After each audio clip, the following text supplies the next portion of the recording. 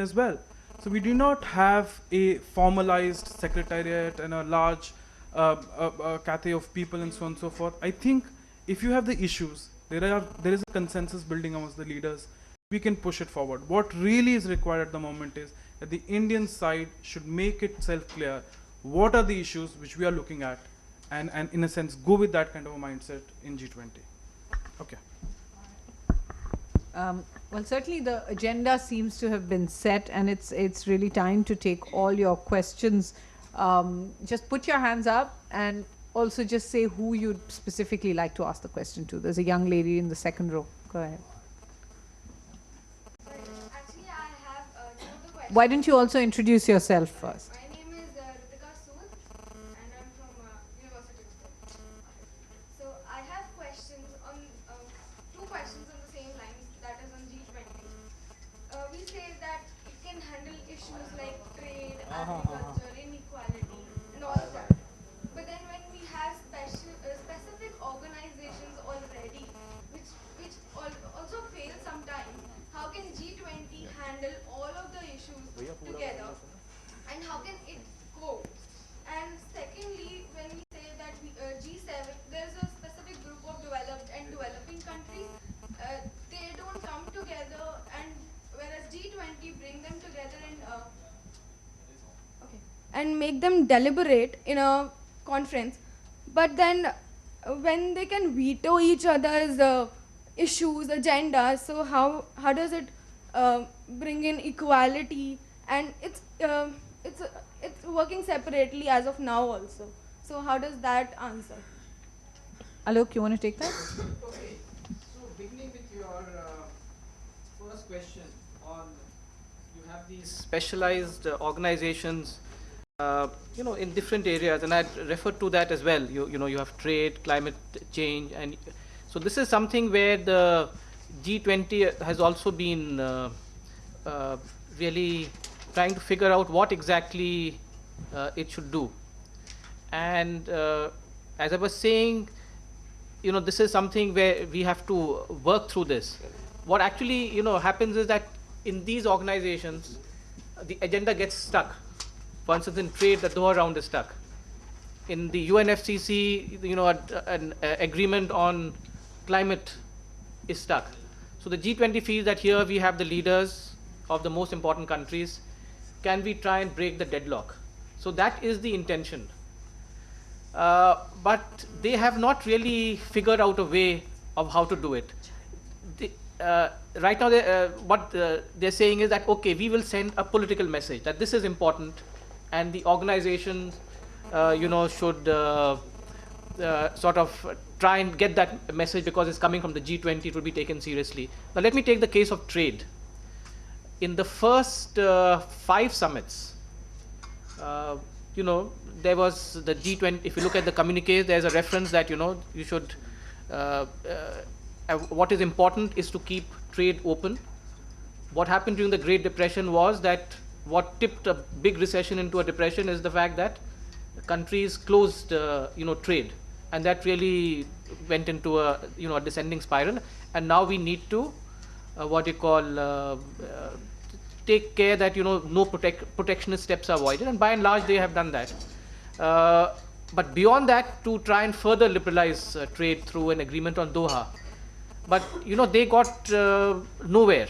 So at Cannes, what they decided in the last summit is saying, okay, we'll ask our trade ministers. In fact, this was an initiative taken by India.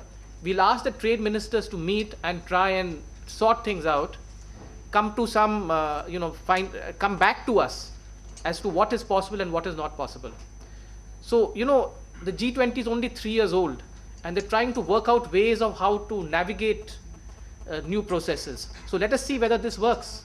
In fact, in the last meeting, just last week, we had this issue had come up as to should the trade ministers be meeting when things are stuck at Geneva. And the feeling was that, look here, the trade ministers should meet if there is a feeling that they can come out with something. Otherwise, what's the point in their meeting? So it's a relevant question there, and I think the G20 has still to figure out a way. And I would again say that it's an incipient process, and it'll take a little time to be able to see whether how they would intervene. And the second question is, you said that developed and developing countries working together in the G20. What exactly was the? Actually, it was like that they can veto each other's agendas or whatever they have deliberated. Yeah. But with the G20 says they're working together, but somehow they are still separate. Yeah, so I would see in question of the decision-making process in the G20, it operates by, as you say, by veto. That means consensus. That if any one country feels strongly, it will not find a way, a reference in the communique. But I think what the advance is, before you actually agree, you should actually communicate with each other, talk to each other across the table. Now that process has begun, and I'll tell you the sort of difference that dialogue process makes. If you look at the question of global imbalances, and China has been very defensive about global imbalances because it has a huge current account surplus. So the G20 began when, in its first meeting in Washington, and started talking about global imbalances, and they said that, that was one of the causes, the fundamental causes of the crisis. And at that point in time, China was completely saying that no, there's no way that the word global imbalances will be used in the communique. And it was not used. But over time, it has found China is willing to talk about imbalances. It is saying that, okay, correcting imbalances can't be done overnight. It's not a short-term issue, it's a medium-term issue. And yes, we need to rebalance our economy. So through communication, when you realize that the world is interlinked, they also feel that, look here, if we are so dependent on external demand, that if we don't rebalance our own economy, we are very vulnerable.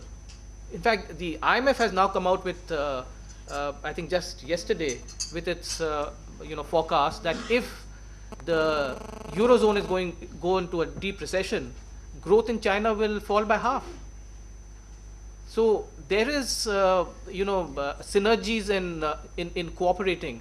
Thing is, how do you have to find a way of how to go about it. And people have said that, there is this question of, economic integration in the world having gone far ahead of, political integration. And the G20 is really struggling on this, that if you are going to coordinate policies, you might need to make forward-looking commitments.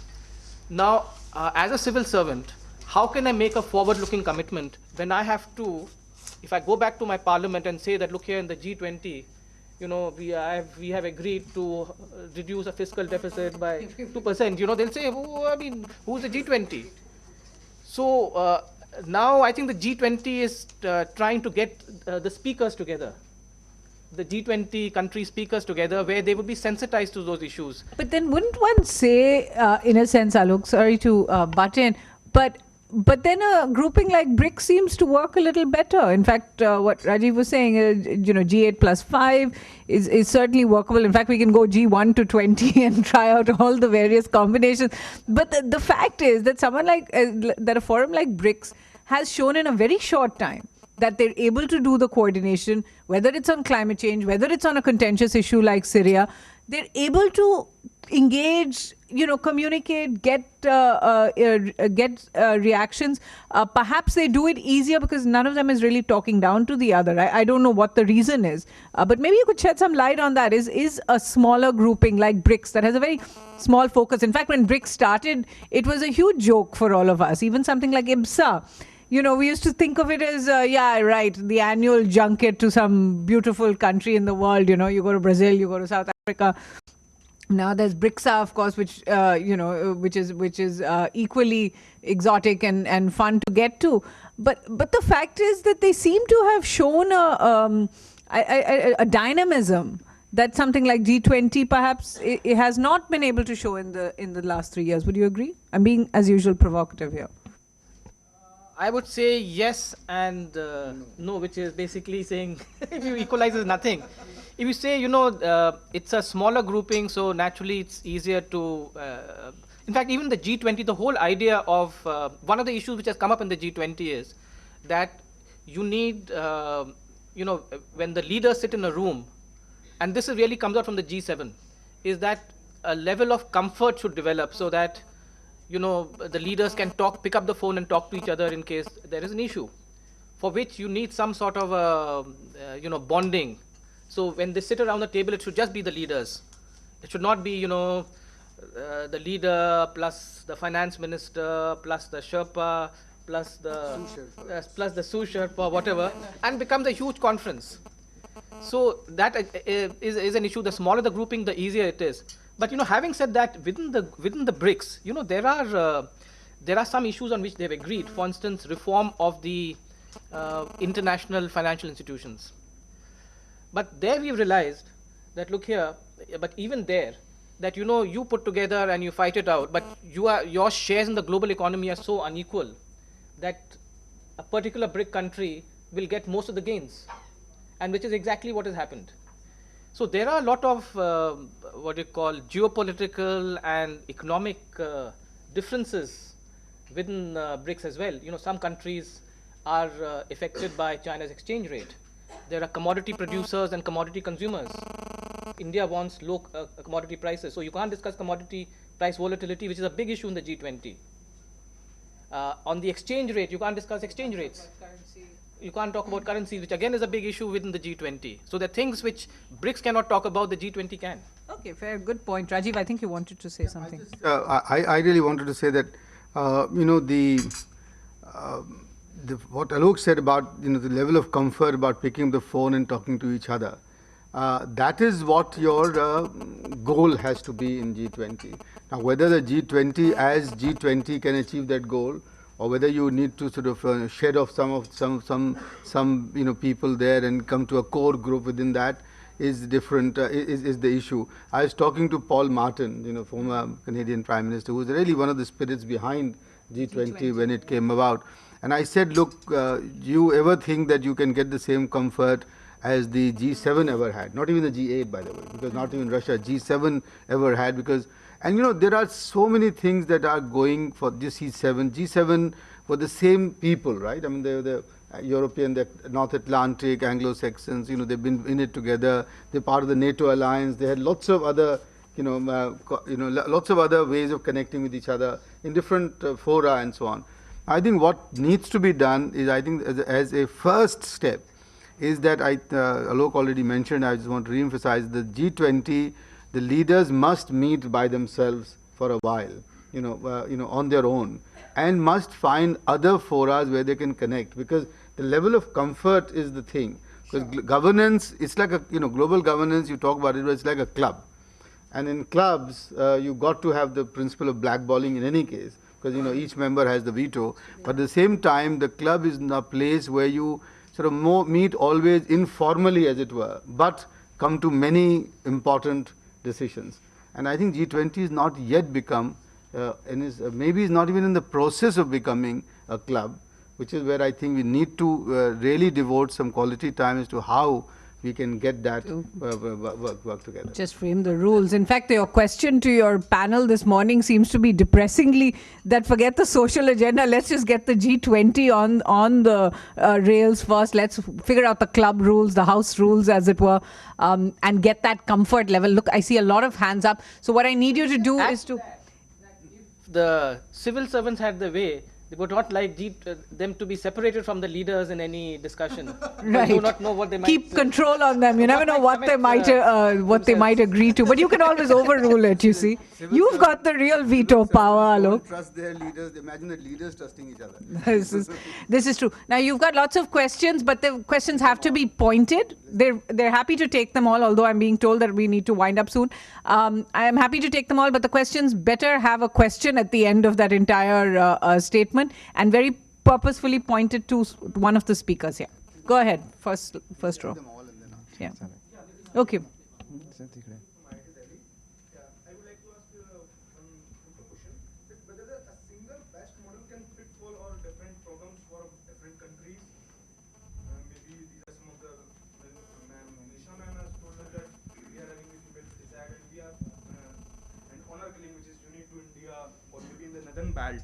So can the single model fits everywhere?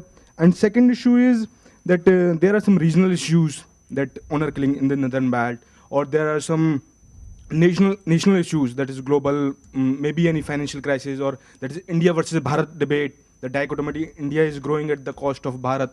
Okay, so whether it is suppose we discuss these issues at the global forum. So whether it is not like a neo-colonialization or Oh, that's certainly interesting. I get your point, and we're going to pepper Nisha with some of those. Okay, No time for a third question. What's the next question? Go ahead in the second row. I'm Priyanjali from the University of Delhi. My first question is to Mr. Rajiv Kumar.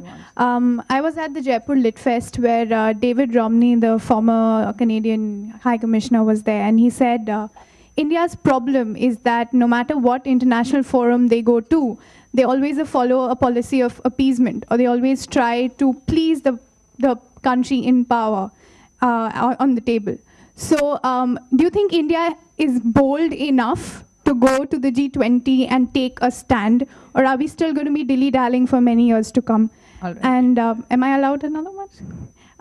Just one. There's lots to speak. Rajiv is going to leave, so he's going to answer that question and put one question for Nisha on the lines of what the gentleman in the front row has said on the dichotomy between taking all these very domestic issues to the global forum. Just to one line answer to you. One size never fits all, so you got to have different horses for different courses. So that's the first thing. On you, boldness comes out of inner strength. Confidence comes out of inner strength. And that you would have seen this in your own personal, private life as well. That either being an appeaser or being very arrogant, both comes out of the fact that you've got something missing within. Because those are facades that you put up then, to hide the reality. This is perhaps India's situation at the moment. We've achieved something, but the glass, you can say is half full, but it's clearly half empty as well. So our negotiators, our leaders, etc., wherever they go, they have this, thing with them. So which is why I think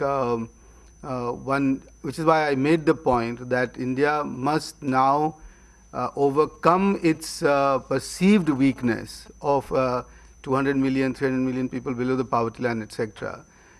But first do whatever it can to remove that stigma from itself and be seen to be doing that, and we quite often are not, and then be confident enough to become an equal partner and make its point and state its interests as clearly as possible. But those conditions, so both the things have to be done simultaneously, which is one, attend to the domestic agenda, but at the same time realize that this is an opportunity for you to contribute to a global agenda, because the world is in such a flux that it needs some sane voices for it to prevent it to sort of go careering into a precipice, which it could well do if you're not careful. So guys, excuse me, sorry about this. I have a meeting at 11. Hello. Sorry, so I have to leave. Thanks so much, Rajiv, for joining us with your thoughts. And I'm going to put that question to Nisha because Oxfam itself is often criticized, for criticizing India at an international forum. The question that he put is that what's the point if these problems are really pertinent just to India? Isn't it just for India to sort them out? Is inequality in different countries not something that you can take up to the G20 in any case? Actually, the example that you gave on violence against women, I would call it broadly, female feticide, honor killings, and so on. We have a very large program on that in India and globally in 30 or 40 countries. It's very interesting. We brought everybody to India to learn and share from each other, and you would be surprised at how common the problem is, and it has a common root. It's the lack of self-confidence of women, but also the status of women broadly in society. So even countries like Netherlands and in the US, Canada, Oxfams from there were here, and the rate of incidence of violence on women in all these countries was 30 to 40%.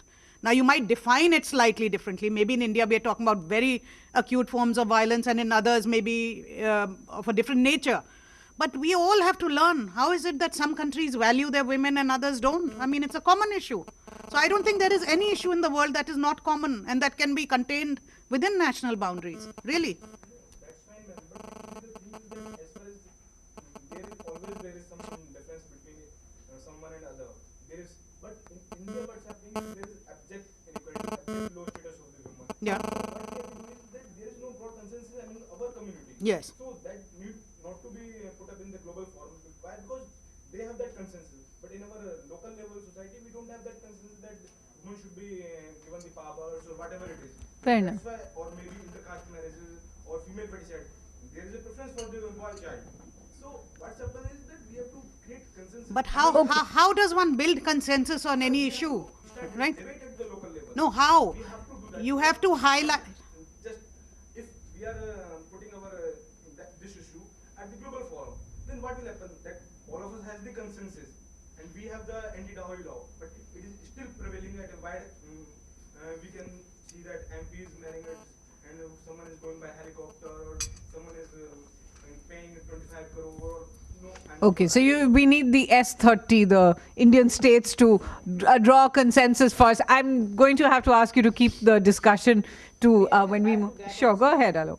Just to see how issues like this are actually handled in the G20. I think what the G20 tries to do, it tries to recognize what are the big problems. Agriculture might be one, corruption might be another, and without being overly critical of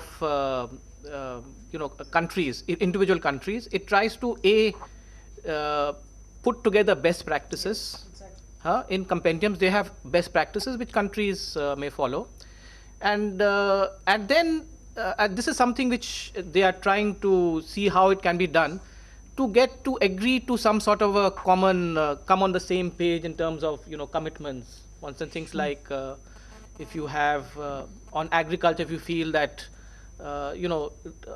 data is a problem, you agree that all the countries put together certain, data for transparency. If you feel that subsidies for fossil fuels is an issue, then you agree to do this, but without being overly intrusive.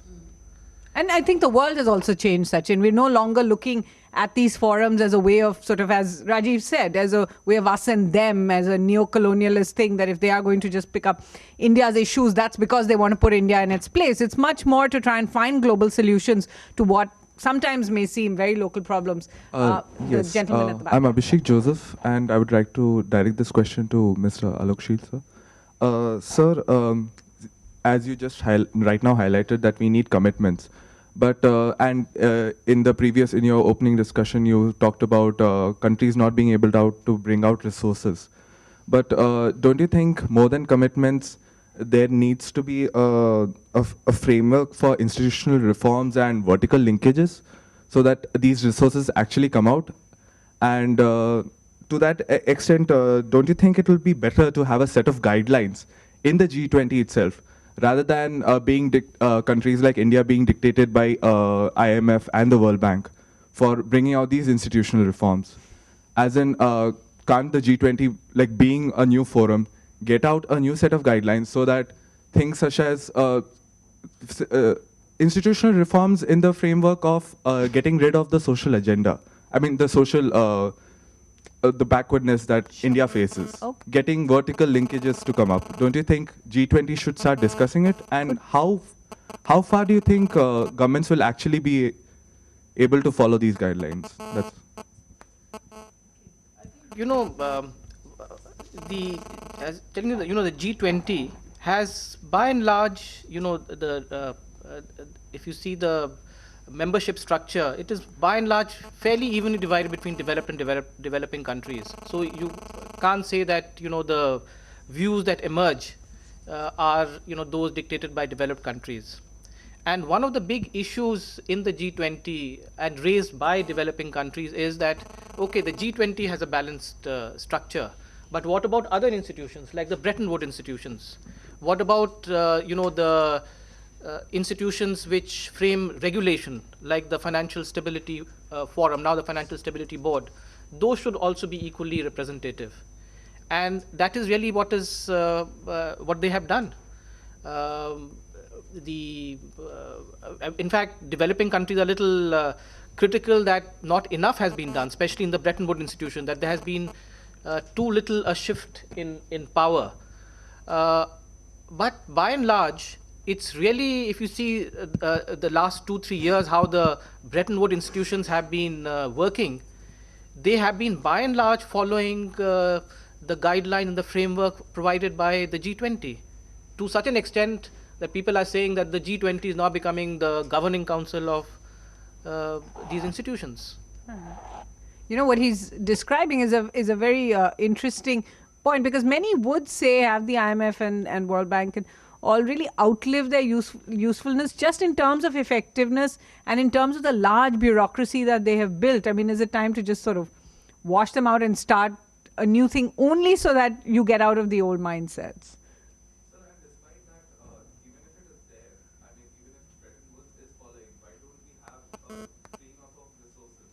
We can talk about even human resources, we can talk about even productiveness, about increasing returns to scale. I mean, you don't have a proper utilization of resources, and for that you need institutional reforms and vertical linkages. More often than not, we are not tapping into the resources. Interesting. This was one of Rajiv's points as well on when it came to climate change technology, talking about the fact that you should just do away with the idea that this is my technology and this is your technology, and say it's been paid for by public resource and therefore it should just be free to the world. Go ahead. There's some more questions at the back. Yeah. Yeah. Good morning, everybody. I am Kshitij Bansal from Rajiv Gandhi National Law University. Rather an observation, I would like Nisha ma'am to elaborate upon it, because Oxfam has been working upon the issue. Adding more to the proposed agenda, which Mr. Rajiv said, agriculture, environment, and the engagement of private sector, I think very critically, Africa needs to be included as the fourth one as well. For MDGs to be achieved, poverty, hunger, and as well as environment, because African ecology is the only space left on Earth which is providing us with such amount of oxygen. So any future development needs to take care of the African ecology. So G20 should specifically take Africa into agenda as far as agricultural development or any development initiative which has to be formulated for future. This was number one. Secondly, as far as the future course of G20 is concerned, I would say it is more of a, as we were talking on the relevance of G20, it's a necessary evil. If I talk of 40s and 50s, we started off with international legal unification of in terms of the global governance. The tilt was this part of the world. You should have a question at the end of this. Managers are looking at Yeah, me. just 2 minutes. No. Quick. Okay. Your Third point world, is. Yeah. Third world was willing to integrate with the West, but I think with G20, it is the opposite. In the aftermath of recession and the 2008 crisis, it is the West which needs the third world, because we'll provide them with the future market. So I would like you to comment on the Africa issue, and Alok sir to comment upon the necessity of West All right. to Fair integrate enough. with third Two world. very Thank you. important questions and quick answers if possible. Nisha. Yes, I think you're right to say Oxfam. I mean, it's this issue of how small is representative enough, the balance that Rajiv was talking about between representation and effectiveness. If we go the whole way to the UN system, you have talk shops producing very little results in many cases. In this case, is 20 too large? Is it representative enough? We have always said that you need to have the African Union there to represent Africa, because no individual country, it's not clear It's who big would enough. come and so on. So I think we would agree with you. Still push for it. Alok? Yeah. Yeah, in fact, the way the G20, I think, is alive to this question that Africa is underrepresented. And the way they've handled it is that a decision has been taken that there will be 2 special invitees from Africa for every summit. And some people have said that for the current... But I think he wants you to answer that other question. It's interesting. Many Western leaders have, in fact, said in the last year that we've done the heavy lifting. It's time for the countries, for the developing countries, to produce the demand that will shore us up. Yes, Your answer to so that. I think that is directed more at some of the East Asian countries, whereas for India, it is largely a domestically driven economy. But, I would like to emphasize it's more in terms of now there is more of mutual dependence between the advanced countries and the fast-growing countries.